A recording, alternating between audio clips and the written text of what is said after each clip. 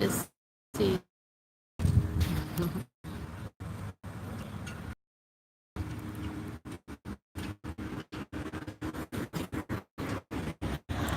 Here we got the Chula Vista Fire Department. This is my very first time live, guys, so try to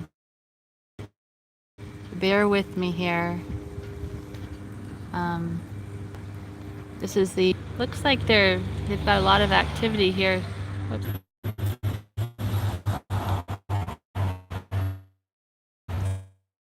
Sorry about that. Somehow I got, this is my very first time live, guys, so I apologize.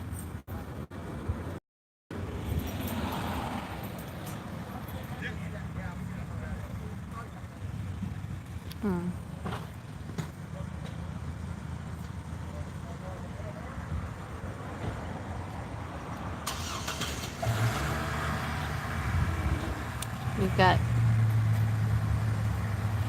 Chula Vista, they've got some activity going here. Looks like they're,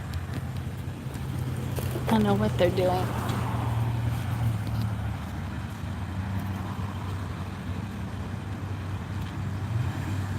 Here's a vehicle pulling out.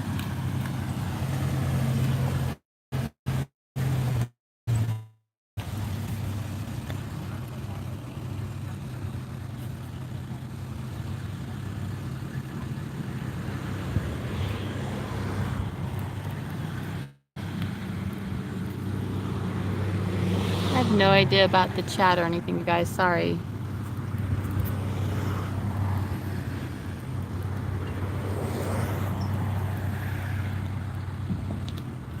Anyhow, I don't know if I should walk on the up closer to the gate or not, but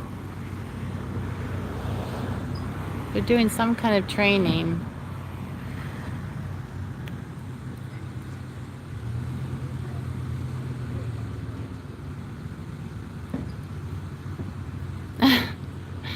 Moreno Valley, thank you.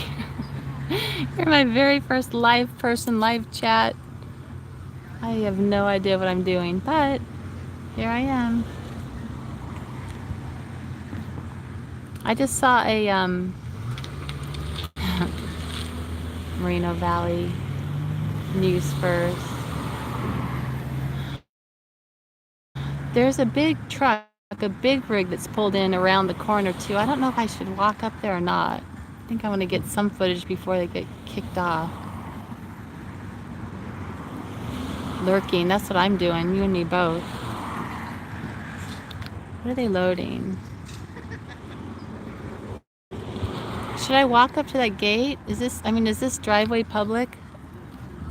Like, gosh, how do I make this smaller? See, this is the driveway. They're working back there.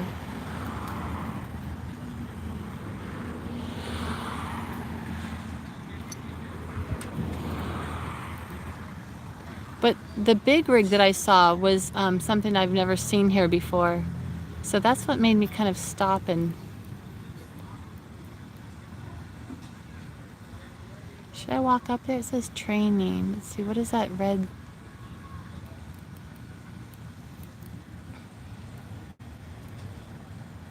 Look at that. This is a lot. Let's see.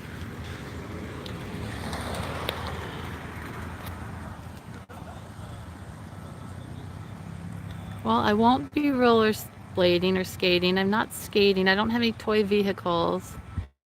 I'm not skateboarding. They have me under surveillance, so maybe... I think I should go look. I think I'm gonna go closer. And if they don't want me here, they can just tell me to leave, right? How's it going? Good. What are they doing? So that's a FEMA rescue team. Oh, FEMA. If you ever hear of like if they're... I wanted to get a photograph. You want to come back? Yeah, can I? Sure. Yeah, no problem at all. Oh, cool. Well, it's a regional team because they'll go anywhere in the country. Okay. And so it'd be really hard for one agency to provide enough people. Like this team, it's these people. But this team here actually went back to 9/11 in the World Trade Center. I'm pretty sure one of the guys that's here today went back. Oh, wow. But a lot of the younger guys weren't even on the job back then. So it'd be really hard for like a 100-member team. Like the Chula Vista Fire Department, we have 130 firefighters. So we couldn't send 100 people back to New York and continue to function. Even as big as San Diego City is, they have about 700 firefighters, but they would have a tough time losing that many people as well. So these FEMA teams, San Diego City manages it. They store the equipment and things of that nature, but then we have people from the region that work on the team. So they all kind of work together. So they were doing rescue training. You can't really see it, but what's with the big rig, the truck? That's what they keep their equipment on. Oh, I see. So they actually have their own cache of equipment that's different from like our Chula Vista fire rescue equipment. So it's not like they're trying to do a training thing using a big rig truck? Or, no, they were actually in the backpack, and you can't really see it. You can kind of just see above those old Connex boxes some concrete way in the back. They were actually up on there, and they train on things like structure collapse, and so like tunneling in to find people and then shoring up. We do the same type of training. Actually, we have a heavy rescue here in the city as well. Every once in a while you see it driving down the road, it says heavy rescue on the side. And we do the same type of training within our own organization. They're just a different group, and they get together a few times a year to do the training. Oh, that's good. So they're not doing fire. So, like, what are they working on specifically? Anything that they're training on specifically right now? I wasn't back there. Today, it looked like it could have been like structural collapse. So that's training. FEMA, huh? FEMA group, like a FEMA group. Yeah, so it's a federally managed program, and then the federal government ends up paying for it. So all these guys working today are being paid by the federal side. So instead of the federal government having a bunch of rescue workers, they get used like once a year. They use local government firefighters because we can do our daily jobs. Just like we carry over. Yeah, just like we get drawn away sometimes to go to wildfires within California. This group has been to, let's see, I said 9/11, Katrina. Wow. They were down in Katrina in Louisiana doing searches there. They've been deployed. Last year they went up to the Paradise Fire. Wow. After the fire was done, they're all firefighters, but they weren't there to put out the fire. They were there to search for bodies. So what was left? Not the most pleasant of jobs. Yeah, no kidding. So they've been deployed a few times. There's task forces all over the country. I met with some guys in Portland that run the Oregon FEMA task force. There's a couple in Los Angeles. So, what would you consider your hottest place right now in the country? Like, and I don't mean temperature-wise. I mean action-wise. Like like the most that you guys are kind of keen on or watching.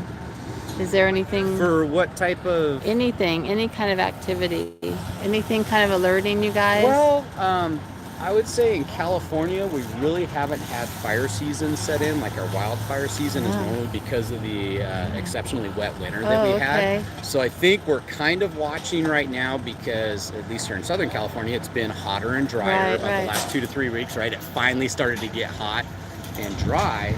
And so I think probably California would be the hot spot in the country. Like, okay, are we going to, at what point is it going to dry out enough? Are we going to have another big fire like we had last year? What about Ridgecrest? Are you all looking at that at all for any of the seismic activity or? There are probably groups that are, just to be honest, they're not, it doesn't filter down like to our local level. Like the leadership of these teams and the FEMA leadership throughout the country probably would be looking at this and the seismic activity because this is the type of group that would go up if there was a major incident. But that doesn't necessarily filter down too much to us in like the Chula Vista level. I see. So what are they putting plastic around right now? So they're just taking their cache of equipment. Like I said, they have their own separate cache, and they're loading it back up because I think today must be the end of the drill. Okay. And which would make sense with it being Friday. So they'll load it all back up, and then the San Diego guys will take it back to San Diego City and store it, and they'll be ready for. So it'll be preloaded. Some of it will be preloaded on vehicles. So if there's an incident, they can just hop in the vehicles and drive. Nice. Others stored in a warehouse and takes a little longer for their full team to deploy.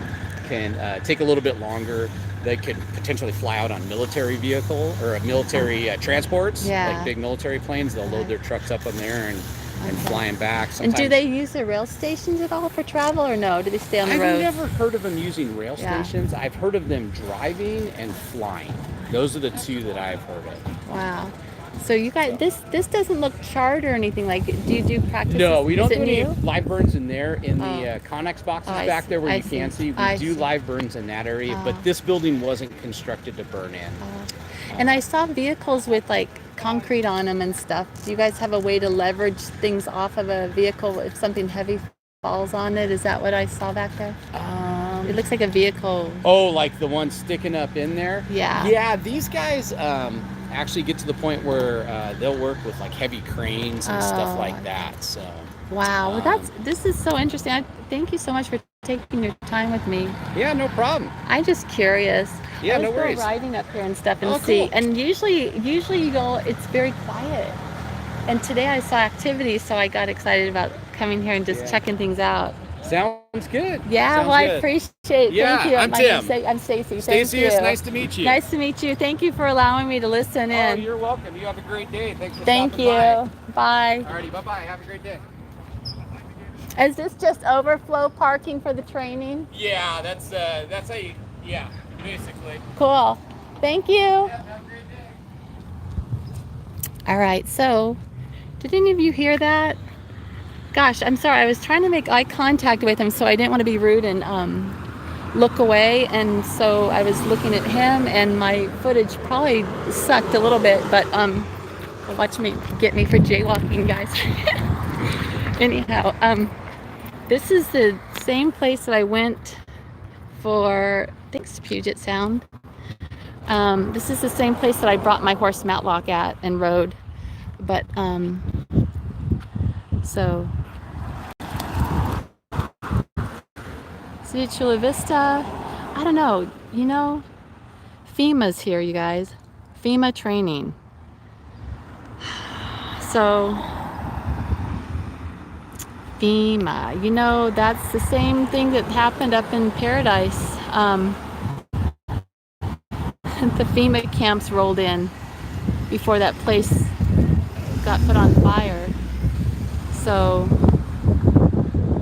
I'm not sure. Maybe Tim was just cutting me off at the pass.